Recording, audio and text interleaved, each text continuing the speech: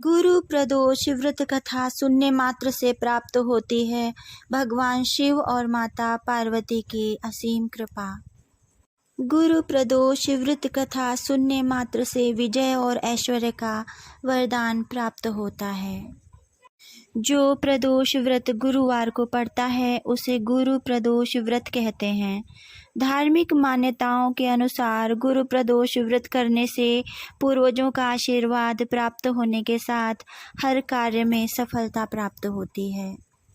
हिंदू धर्म में भगवान शिव के प्रदोष व्रत का विशेष महत्व माना गया है। ये व्रत हर महीने की त्रयोदशी को पड़ता है।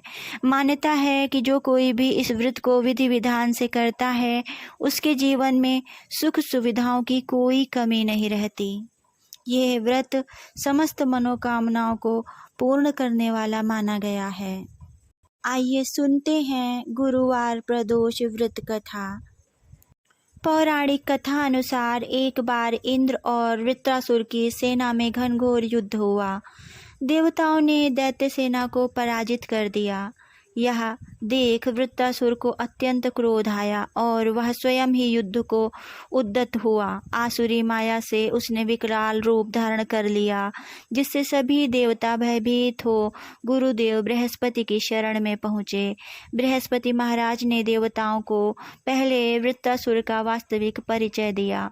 बृहस्पति महाराज बोले, वृत्रासुर बड़ा ही तपस्वी और कर्मनिष्ठ है। उसने घोर तपस्या कर शिव जी को प्रसन्न कर लिया है। पिछले जन्म में वह चित्ररथ नाम का राजा था।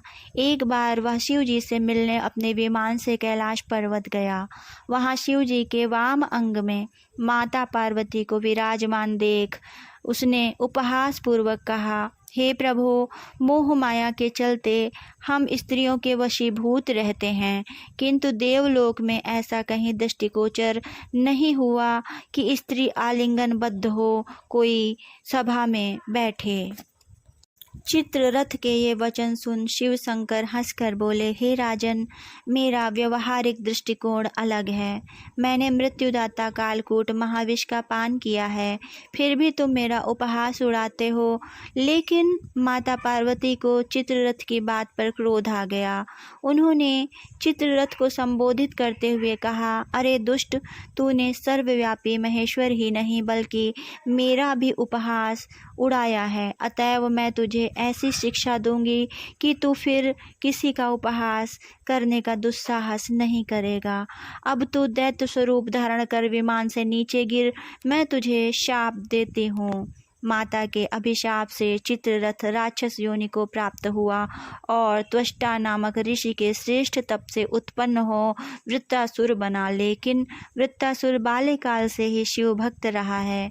अतः हे इंद्र, तुम वृत्रासुर को हराना चाहते हो तो बृहस्पति प्रदोष व्रत कर भगवान शिव को प्रसन्न करो।